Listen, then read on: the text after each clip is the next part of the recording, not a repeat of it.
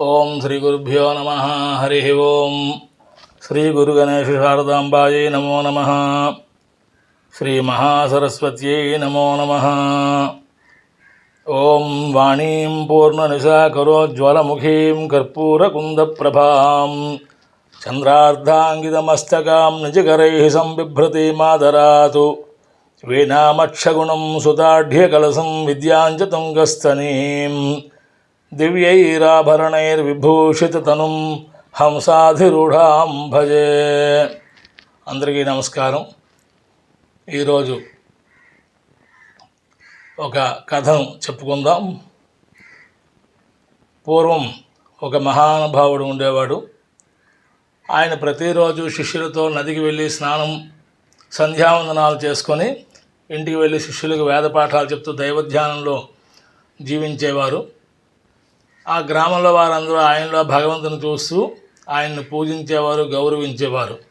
అదే గ్రామంలోని పరమ కిరాతకుడు, దుర్మార్గుడు ఉండేవాడు.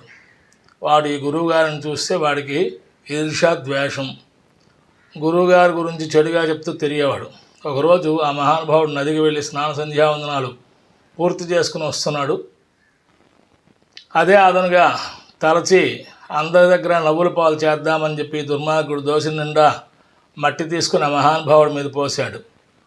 ఇది చూసి అక్కడున్న అందరూ చూశారు. అలాగే శిష్యులకు కూడా చాలా కోపం వచ్చింది.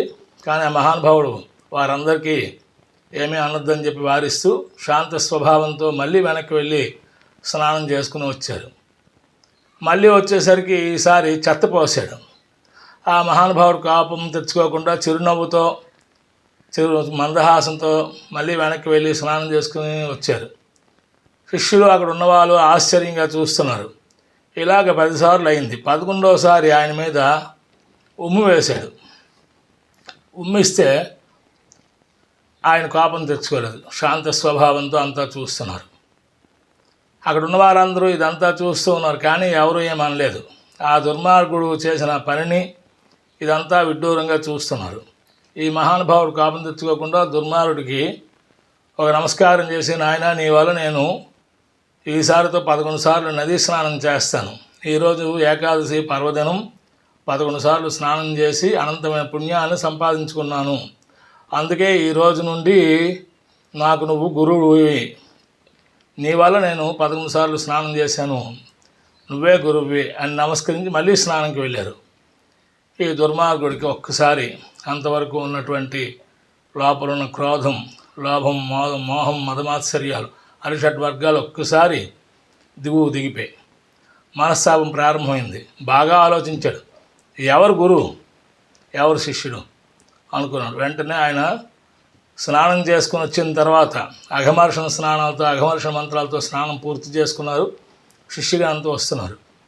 ఈ దుర్మార్గుడు ఆ మహానుభావుడు పాదాలు పట్టుకుని ఘోరుని ఏడుస్తూ విలపిస్తూ, నేను చాలా పాపాత్ముడను, నా పాపాలు ప్రక్షాళన చేసి నన్ను క్షమించండి అని ప్రార్థించి మీ శిష్యుల్లో ఒకరిగా చేర్చుకోమని చెప్పి వేడుకున్నారు. ఆ మహానుభావుడు శాంత స్వభావంతో వీడిని శిష్యుడిగా స్వీకరించారు. కొద్ది రోజుల్లో గురువు మనసు గెలుచుకున్న శిష్యుడిగా ప్రఖ్యాతి గాంచాడు. అనంతమైన విద్యలన్నీ నేర్చుకున్నాడు. ఇది ఈరోజు కథ. నమస్కారం. ఈ కథని విని అందరూ ఆదరిస్తారని చెప్పి కోరుతూ ఉన్నాను.